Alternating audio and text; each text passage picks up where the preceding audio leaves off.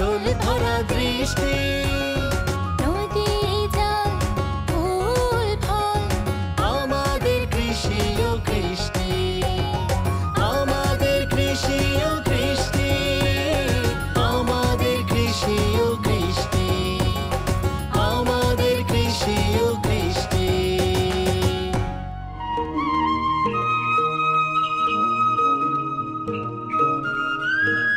পথের মতো অফুরন্ত সম্ভাবনাময় আমাদের কৃষি।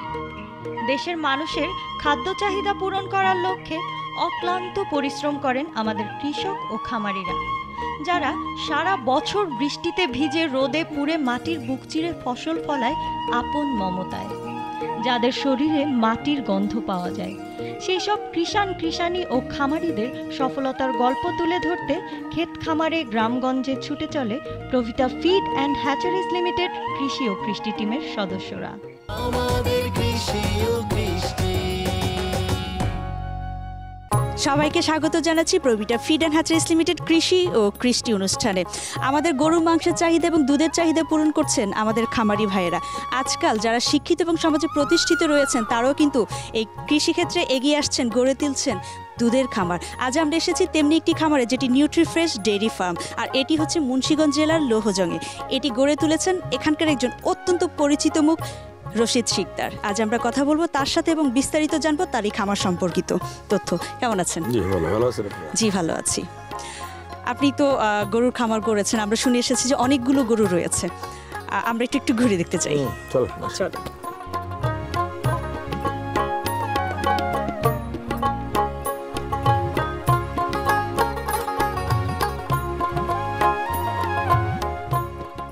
বেশ বড় খামার দেখতে পাচ্ছি এবং বেশ পরিপাটিও লাগছে, যেটা আসলে আমার কাছে এর আগে অনেক জায়গায় আমি খুব কমই দেখেছি। আসলে চেষ্টা করেছি আমরা একটু পরিপাটি করার জন্য, তবে পুরোপুরি এখনো হয় নাই। মানে যেটাকে আধুনিক পদ্ধতি বলে সেভাবে আমরা হয়তো বা করতে পারি না, বাট আমাদের চেষ্টা আছে, বিশেষ করে এটা খামারটাকে পরিষ্কার রাখা, সবসময় নিট অ্যান্ড ক্লিন রাখা, সেদিকে আমরা যথেষ্ট নজর দিয়েছি এবং আরও আধুনিক কীভাবে করা যায় এবং অনেক আধুনিক করার অনেক সুযোগও আছে ইনশাল্লাহ, এবং আমরা ভবিষ্যতে করবো সেগুলো। সুযোগ আছে বললেন যে করার আধুনিক, এতে আপনার কি সুবিধাটা হবে বলে মনে করেন? এখানে ধরুন আমাদের এই যে এখানে গরু, এখানে যেহেতু 70টা মতো গরু আছে, ভবিষ্যতে যদি আমরা আরও বাড়িয়ে নিই, এখানে কিন্তু সবাই কায়িক পরিশ্রম করতেছে, অর্থাৎ গরু নিজেরা হাত দিয়েই করতেছে। এটাকে আপনি পার্লার সিস্টেম করতে পারেন, পার্লার সিস্টেম করতে পারেন। গরু নিজে চলে যাবে পার্লারে এবং দুধ দিয়ে সে আবার তার খাবারের জায়গায় চলে আসবে।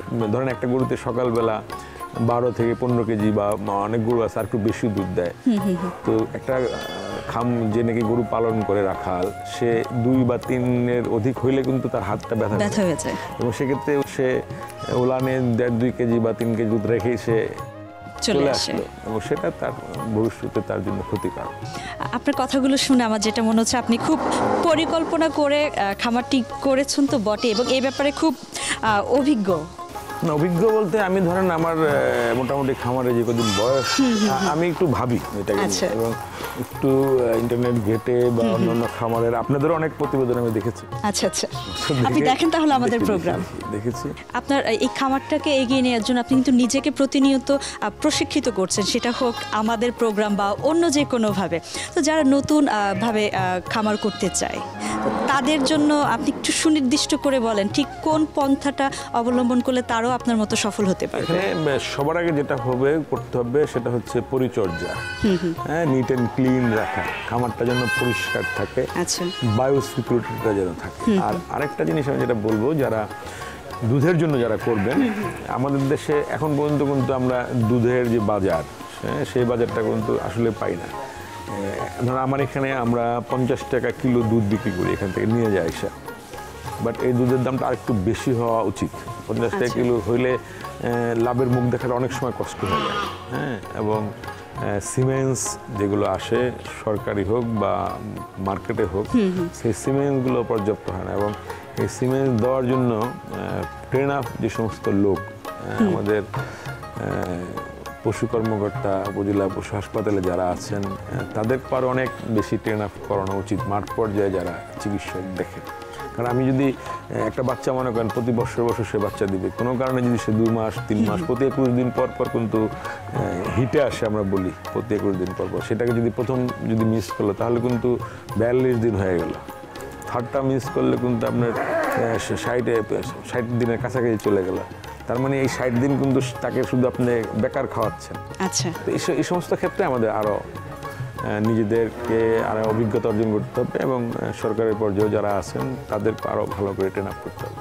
আপনি খামারটা যখন শুরু করেছেন তখন কোন পরিকল্পনা থেকে শুরু করেছেন, বা সেই শুরুর গল্পটা একটু আমাদেরকে শোনান। খামারটা আসলে প্রথম শুরু একটি গাভী দিয়ে আমাদের।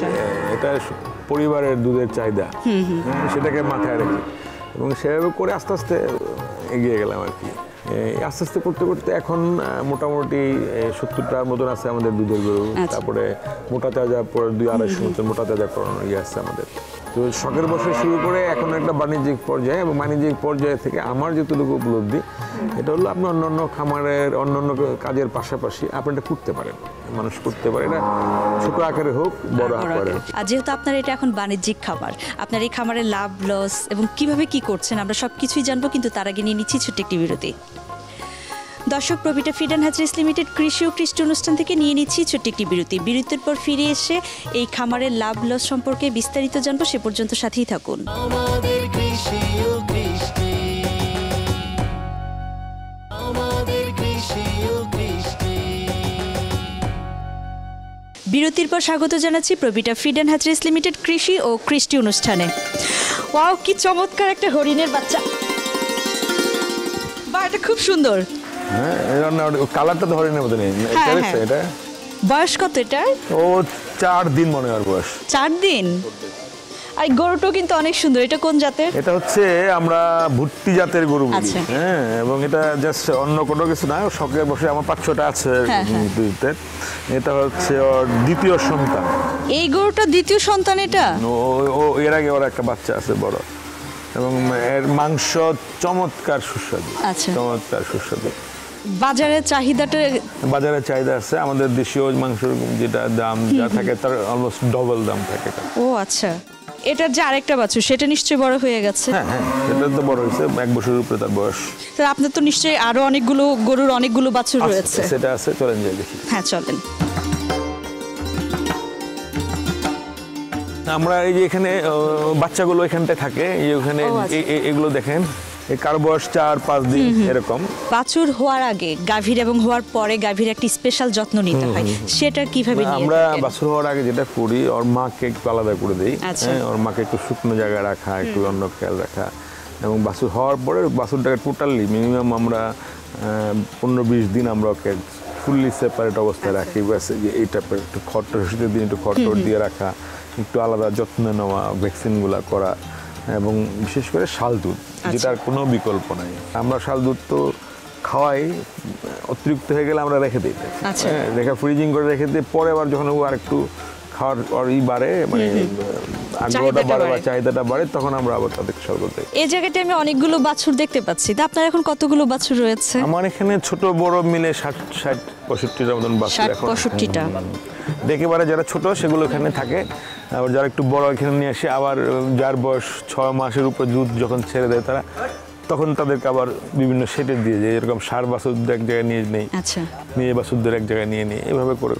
আচ্ছা, অনেকেই তো বাছুর বিক্রি করে দেয়, আপনি কোনটা করে থাকেন? না, আমরা ওইভাবে বাছুর বিক্রি করি না। আমরা যেগুলো এখানে জাত উন্নয়নের জন্য আমরা রেখে দিই। কারণ আমাদের একটা হিসাব হচ্ছে, যে ধরেন ওর মা সকাল বিকাল মনে করেন যদি 20 কিলো দুধ দিয়েছে, তো ও সামনে আরো 2 কিলো হলো বেশি দিবে, 3 কিলো হলো বেশি দিবে। এই পরিসংখ্যানটা কিভাবে? না, এটাই নিয়ম। যদি আপনাকে জাত উন্নয়ন করেন, আপনি যদি ওকে একটু বাড়তি পরিচর্যা করেন, আপনার সেক্ষেত্রে আপনার কাছ থেকে বেনিফিট পাবেন।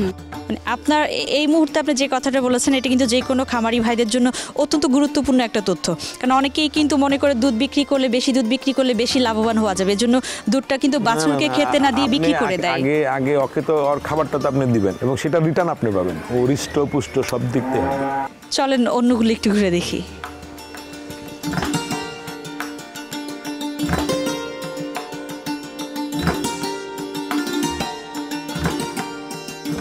এই শেডে যেটা দেখতে পাচ্ছি এটা নিশ্চয়ই মোটা তাজাকরণের জন্য রেখেছেন। এগুলো আমাদের মোটা তাজা করার জন্য। তো এদেরকে কি কি খাবার দাবারটা দিচ্ছে? এদেরকে আমরা ঘাস দেই, দুবেলা ঘাস দেওয়ার চেষ্টা করি। আর পাশাপাশি শুকনো খাবারের মধ্যে আপনার গমের ভুসি, খেসারির মুসুরি এগুলো দেই। তবে ঘাসের কোনো বিকল্প নাই, ঘাসটা দেওয়া উচিত, ঘাসটা আমরা দিই। আর ঘাস সম্বন্ধে আমি একটু বলি, এটা একটু বলা উচিত। আমার যেটা অভিজ্ঞতা, আমি যে রেজাল্টটা পেয়েছি, ধরো আমাদের এই সমস্ত অঞ্চলে আমরা বাক্সা গাছটা ব্যবহার করি। বাক্সা গাছ মানে এলাকার মানুষ এই নামটা বললে চিনে, কিন্তু আরেকটা গাছ যেটা আমরা ব্যবহার করি নেপিয়ার ঘাস, সেটা ওয়ার্ল্ড ওয়াইড। তবে যেটুকু আমার নিজের অভিজ্ঞতা, যে এই নেপিয়ার ঘাসের চেয়েও অনেক অনেক মানে বেটার রেজাল্ট আপনি পাবেন ভুট্টা গাছ। নেপিয়ার ঘাসের প্রোটিন মাত্রা হচ্ছে 7 থেকে 8%। আর ভুট্টা যদি আপনি করেন, ভুট্টার গাছ যখন বড় হয়ে গেল, ভুট্টার সাইজটা একেবারে একটু ছোট যখন থাকে, সেটাকে কেটে যদি আপনি খাওয়ান, সেখানে আপনি 15 থেকে 18% আপনার প্রোটিন পার্সেন্টেজ পাচ্ছেন। আর ভুট্টার কোনো বিকল্প নাই, এবং বাংলাদেশে অলরেডি কিন্তু শুরু হয়েছে, মানুষ খামারিরা বুঝতেছে। আর আমিও সাজেশন দেবো যে ভুট্টার ঘাস, বাক্সা ঘাস বলেন, নেপিয়ার বলেন, সব কিছু বেটার হচ্ছে ভুট্টা। আচ্ছা, তো এই গরু তো আপনি মোটা তাজাকরণ করছেন, তো মোটা তাজাকরণের গরুগুলোর মধ্যে আপনার কোন কোন জাতের গরু রয়েছে? এখানে আমাদের মোটা তাজা, আমরা ধরেন এগুলো আমাদের ক্লোজ বিট, যেগুলো আমাদের গরুর নিজস্ব খামার আছে। এছাড়া আমরা কুরবানি ঈদকে সামনে রেখে যেটা আমরা করি, সেটা আমরা কুরবানি ঈদের 6 মাস আগে আমরা নিয়ে আসি। যেরকম আমরা জানুয়ারি ফেব্রুয়ারির দিকে, জানুয়ারি থেকে ফেব্রুয়ারির মধ্যে আমরা গরু তুলব। তবে আরেকটু বলতে চাই যে এই শুধুমাত্র কুরবানি ঈদকে লক্ষ্য না রেখে হলদে আরও আমরা করতে পারি, কিন্তু 1 বছরের প্ল্যান নিয়ে, বড় গরু কেউ যেন 1 বছরের প্ল্যান নিয়ে না করে। সে 3 মাস 6 মাস এরকম মেয়াদি সিস্টেম করে যদি করে, এবং নির্দিষ্ট মেয়াদে আপনি তাকে বিক্রি করে দেবেন, বাজার কম বেশি যাই থাকে, এতে কি লাভবান বেশি হওয়া যায়? এতে লাভবান বেশি হয়ে যায়। আচ্ছা, আমি একটু জানতে চাচ্ছি, যেহেতু আপনি বলেছেন 6 মাস মেয়াদিটা যথেষ্ট, কিন্তু আমরা কোরবানির বাজারে যেটা দেখি যে এক একটা গরুর কিন্তু অনেক টাকা দাম ওঠে। না, দাম উঠুক, আপনি ধরেন আপনার গরু যেটা বাজার থেকে যেটা আপনি কিনবেন বা বিভিন্ন জায়গা থেকে সংগ্রহ করবেন, আপনার বড় গরু ধরেন 4 বছর 5 বছর বয়স আছে, কিন্তু সে কিন্তু মোটা তাজাকরণের জন্য করে নাই। আচ্ছা, হয়তো গরুর বয়স 5 বছর, একটু রোগা পাতলা থাকে, হ্যাংলা ট্যাংলা থাকে, আপনি এনে তাকে প্রপার সিস্টেমের মধ্যে নিয়ে, প্রপার খাদ্য দিয়ে, প্রোটিন দিয়ে আপনি তাকে মোটা তাজা করবেন। আচ্ছা, সেক্ষেত্রে 6 মাস ইজ এনাফ টাইম। এই যে গরুগুলোর মোটা তাজাকরণ আপনি করছেন, তো এই গরুগুলোর দৈনিক পরিচর্যাটা কি নিয়ে থাকে? ওদেরকে আমরা সকাল বিকাল দুবেলা আমরা ওদেরকে গোসল করাই। আর গরুর যেটা আপনার বর্জ্য, এটা কিন্তু যেখান থেকেই নির্দিষ্ট আমাদের যে বায়োগ্যাস প্ল্যান্ট আছে পিছনে, আপনারা তো দেখছেন হয়তো, এখান থেকে জাস্ট এই অটোমেটিক ওখানটায় চলে যাচ্ছে বায়োগ্যাসে। এটা এখান থেকে তুলে নিয়ে কোথাও ফেলতে হচ্ছে না, এবং সবচেয়ে বড় যেটা হচ্ছে সেটা হচ্ছে পরিবেশটা নষ্ট হচ্ছে না। এবং এইটার মাধ্যমে আমরা 120 কিউবিক মিটার ঘনফুট যে বায়োগ্যাস হচ্ছে, এটা যে আমার ছোট্ট গ্রাম, এই গ্রামের সবাইকে আমি এই সাপ্লাই দিতে পারি, এতটুকু ক্যাপাসিটি আছে। এবং অন্য দিকে জ্বালানির সাশ্রয় বললেন, বা আমি যদি এই বজ্রগুলো বিভিন্ন জায়গাটাকে ফেলতাম, পরিবেশ নষ্ট হইতো, সেই জিনিসটা হচ্ছে না। হ্যাঁ, মানে আপনি যেটা বললেন যে আমরা দেখতে পেয়েছি যে ওই পাশে হচ্ছে বড় বড় চুলে অনেক কিছু সম্ভবত গরুর খাবারই রান্না করা হচ্ছে, এটা আমার বায়োগ্যাস দিয়ে। এবং এক সময় ধরেন আমরা এখানে আমাদের পানি করতে লাগে, আমরা অনেক কিছু সময় আমরা ওই খুদ টুদ এগুলো জাল টাল দিই, সেক্ষেত্রে লাগে, লাকড়ি লাগতো অনেক, কাঠ পড়তে তো অনেক, সেগুলো লাগে না। এবং শুধু আমার এখানে না, আমাদের এখানে যে স্টাফ যারা আছে তারা কিন্তু এই বায়োগ্যাসটা ব্যবহার করছে তাদের রান্না খেতে। এখানে মানে সমস্ত স্টাফের রান্না টান্না সব আমার বায়োগ্যাস হচ্ছে। এবং আমার পরিকল্পনা আছে আমাদের খামারের যে বিদ্যুৎ, অর্থাৎ ন্যূনতম লাইট এবং ফ্যান চালানোর জন্য যেটা লাগবে, এই দিয়েই বায়োগ্যাসের প্ল্যান্ট দিয়েই আমরা এখানে বিদ্যুৎ উৎপাদন করব, এবং কোনো বিল লাগবে না, কারেন্ট বিল। চমৎকার উদ্যোগ আপনার। এই খামার সম্পর্কিত আরও অনেক তথ্য আমরা জানবো, কিন্তু তার আগে নিয়ে নিচ্ছি ছোট্ট একটি বিরতি। দর্শক, প্রবিটা ফিড অ্যান্ড হ্যাচারিজ লিমিটেড কৃষি ও কৃষ্টি অনুষ্ঠান থেকে নিয়ে নিচ্ছি ছোট্ট একটি বিরতি। ফিরে আসছি কিছুক্ষণের মধ্যেই, সাথেই থাকুন। আমাদের কৃষি ও কৃষ্টি, আমাদের কৃষি ও কৃষ্টি। বিরতির পর স্বাগত জানাচ্ছি প্রবিটা ফিড অ্যান্ড হ্যাচারিজ লিমিটেড কৃষি ও কৃষ্টি অনুষ্ঠানে। আমরা তো আপনার অনেকগুলো বাছুর আমরা কিন্তু দেখেছি, তো সেই বাছুরগুলো কি আপনি বাইরে থেকে নিয়ে এসেছেন? সিমেন্টটা কিভাবে? সিমেন্টস আমি আসলে আগে বাইরেগুলোই ব্যবহার করতাম, কিন্তু এটা পার্সেন্টেজ কভার হয় না, এক এক সময় বেশি থাকে কম থাকে, কিছু মানে বাইরে থেকে এসে দিয়ে যায় তো যারা, ওরা আমার কাছে মনে হয়েছে ওরা ওইভাবে ট্রেন আপ না, তো পরবর্তীতে আমি আমার এখানে নিজেই করি এবং সেক্ষেত্রে আমার নিজে এগুলো কিন্তু আমার নিজের খামারেরই বাছুর, যাদের একটু মানে হৃষ্টপুষ্ট বা আমার কাছে মনে হয় যে এটা জাতটা ভালো হবে, আমাদের নিজস্ব সার দিয়ে আমরা এটা এখানে করতেছি এবং মোটামুটি আমি রেজাল্ট ভালো পাচ্ছি। এই যে সারটা আমি দেখতে পাচ্ছি, এটা কি বীজ দেওয়ার জন্য উপযুক্ত? হ্যাঁ, এটা বীজ দেওয়ার উপযুক্ত এবং এরকম আরো কয়েকটা আছে এখানে। আচ্ছা, আরো 5-7টা আমার এখানে আছে যেগুলো দিয়ে আমি নিজে রাখছি, বাট এদেরকে নিয়মিত না, আমরা চেঞ্জ করে নিই। এবং এটা আমরা জাস্ট আপনি বলতে পারেন যে অনেকটা আমরা অভিজ্ঞতা নিচ্ছি আসলে যে কতটুকু সাকসেস হবো কি হবো না এরকম আর কি। এই যে এরকম যেরকম একটা লাল এই যে জাতগুলো রয়েছে, কোন কোন জাতের রয়েছে এবং কোন জাতের সারটার বয়সটা কত? এগুলো আমার ধরেন 2 বছরের উপরেই ম্যাক্সিমাম সবার বয়সগুলো। আর জাত সম্বন্ধে আমাদের এখানে যে ক্রস যেগুলো শঙ্কর জাতের গরু আছে সেখানকারই বাছুর, এগুলো আমাদের কোনোটাই দেশি না, সবগুলো আমাদের ক্রস জাতের সবগুলো। আমরা যেটা জানি যে শিশুর মেধা বিকাশের জন্য দুধের কোনো বিকল্প নেই, ঠিক তেমনি একটা গাভী প্রচুর পরিমাণে দুধ দিবে তার জন্য কিন্তু কাঁচা ঘাসেরও কোনো বিকল্প নেই। তা আপনি এই যে এতগুলো গরু, এগুলোর ব্যবস্থাপনাটা আপনি কিভাবে করছেন? এখানে আমার লোক আছে এবং বিশেষ করে যারা এগুলো দেখাশোনা করতেছে তার মধ্যে 2-4-5 জন আছে যারা একদম ভাই বোন এটা নিয়ে আসে। আচ্ছা, আর দুধে ভাতে বাঙালি, এটা তো চিরাচরিত সত্য কথা। তাদের যতই আমরা শুকনো খাবার দেই, কাঁচা ঘাসের কোনো বিকল্প নাই। এবং আপনি এখানে দেখবেন এই যে আমাদের এখানে সবুজ যা দেখতেছেন গ্রিন, এগুলো সব এই আমার এই খামারের জন্য, আমার নিজস্ব যেখানে জমি টমি আছে সেটা আমরা করতেছি, ভুট্টা চাষ করতেছি, কাঁচা ঘাসটা ওইভাবেই আসে। আর এখানে আমাদের মোটামুটি যদি আমরা কাঁচা ঘাসটা নিয়মিত দিতে পারি, দুধ তো ঠিক থাকবে এবং দুধের যেই পুষ্টিমান ভিটামিন যেটা থাকে, ফ্যাট যেটুকু দরকার সেটা আমরা ওইভাবে কিন্তু পাবো। শুধুমাত্র শুকনো খাবার খাওয়ায় আপনি খামারও লাভবান হতে পারবেন না, আর পুষ্টি গুণগত মান তো রক্ষা করতে পারবেন না।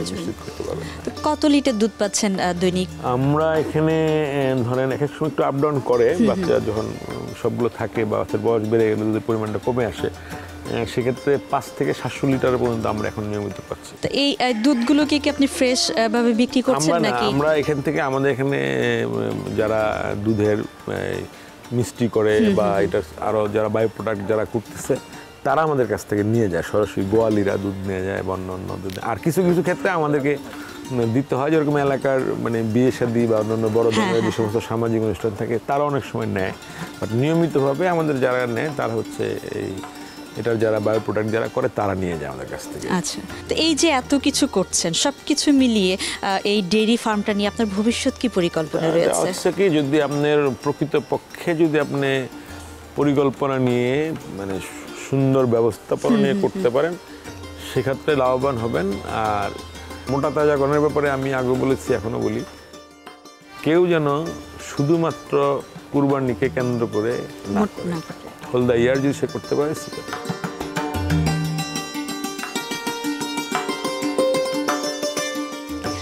আপনি অত্যন্ত পরিকল্পিতভাবে আপনার ডেইরি খামারটি গড়ে তুলেছেন। আমরা প্রত্যাশা রাখছি আমাদের এই পর্ব দেখে অনেকেই কিন্তু অনুপ্রাণিত হবে আপনার মতো করে ডেইরি খামার গড়ে তোলার জন্য, আপনাকে আরও বেশি উৎসাহিত করতে এবং অন্যদেরকে অনুপ্রাণিত করার জন্য আরটিভি এবং প্রভিটা ফিডের পক্ষ থেকে আপনার জন্য একটি সম্মাননা crest. Thank you very much. ধন্যবাদ আরটিভিকে এবং আরটিভির সাথে সাথে প্রভিটা ফিড অ্যান্ড হ্যাচারিকে অসংখ্য ধন্যবাদ আমাদের এই প্রতিবেদন ধারণ করার জন্য।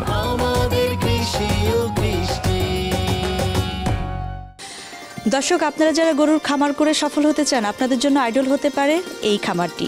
এখন আপনাদের জানিয়ে দিচ্ছি এই খামার এবং খামারি সংক্রান্ত ছোট্ট তথ্যকণিকা। খামারের ধরন নিউট্রিফ্রেশ এগ্রো ফার্মের ডেইরি ও গরু মোটা তাজাকরণ খামার।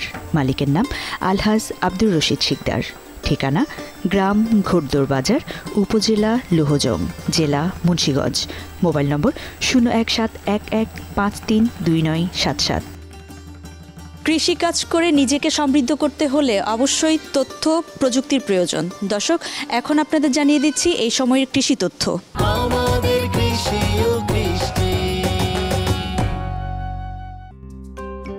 আপনারা যারা স্বল্প সময়ে গরু মোটা তাজাকরণ করতে চান তাদের জন্য কিছু টিপস দিচ্ছি। যেটা হলো যে প্রথমে যে কাজটা আপনার করতে হবে সেটা হচ্ছে একটা সুস্থ সবল গরু কিনতে হবে, এবং সেই গরুটা আমরা বলি 2 থেকে 5 বছরের মাঝে যদি আপনি কিনতে পারেন সেটা সবচেয়ে ভালো হয়। আরেকটা হবে, দ্বিতীয় হবে, এই সুস্থ সবল গরুটা কেনার পরে আপনার গরুটাকে কৃমিমুক্ত করতে হবে। কৃমিমুক্ত করার উদ্দেশ্য এটাই যে যেহেতু তার যে খাবারটা খাবে সেই খাবারটা যাতে ব্যবহার হয় ভালো মতো এবং সেটা ইউজ করতে পারে। তৃতীয়ত আমরা যে কাজটা করব, যেটা হলো গুরুত্বপূর্ণ খুবই জিনিস, এটা হচ্ছে খাদ্য এবং পুষ্টি ব্যবস্থাপনা। যে জায়গায় আমরা খাবার দিব, যে জায়গায় গরুটা থাকবে তার বাসস্থানটা পরিষ্কার পরিচ্ছন্ন এবং আলো বাতাস যাতে থাকে সেই ব্যবস্থাটা করতে হবে। এরপর যে খাবারটা আমরা দিব, খাবারটা যখন আমাদের যে খাবারগুলি পাওয়া যায়, সবুজ ঘাস, তারপরে খড়, এগুলি মিশ্রণ করে, এবং বাজারে পাওয়া যায় যে সকল দানাদার খাবার, বিশেষ করে গমের ভুসি, চালের কুড়া, এই খাবারগুলি মিশ্রণ করে গবাদি পশুকে যদি প্রদান করেন তাহলে সে খাবারটা পাবে এবং ভালো আমিষ বা ভালো স্বাস্থ্যসম্মত উপায়ে মাংসটা উৎপন্ন হবে। আমাদের কৃষি ও কৃষ্টি। পারিবারিক দুধের চাহিদা মেটানোর জন্য অনেকেই শুরু করেন একটি গাভী পালা, কিন্তু সেই একটি গাভী থেকে শুরু করে আপনিও কিন্তু বাণিজ্যিকভাবে সফল খামারি হয়ে উঠতে পারেন। আপনারা যারা সফল কৃষক ও খামারি রয়েছেন, আপনাদের সফলতার গল্প আর টিভির পর্দায় তুলে ধরতে চাইলে যোগাযোগ করুন এই নাম্বারে 01878184077। আজকের মতো বিদায় নিচ্ছি প্রবিটা ফিড অ্যান্ড হ্যাচারিজ লিমিটেড কৃষি ও কৃষ্টি অনুষ্ঠান থেকে। আগামী পর্বে দেখা হবে নতুন কোনো কৃষক ও খামারির সফলতার গল্প নিয়ে। সে পর্যন্ত সবাই ভালো থাকুন, সুস্থ থাকুন। কৃষি ও কৃষ্টির আগামী পর্বে দেখবেন বিসমিল্লাহ ফিশ অ্যান্ড পোলট্রি ফার্মের লেয়ার খামারের ডিম উৎপাদন ও ব্যবস্থাপনা।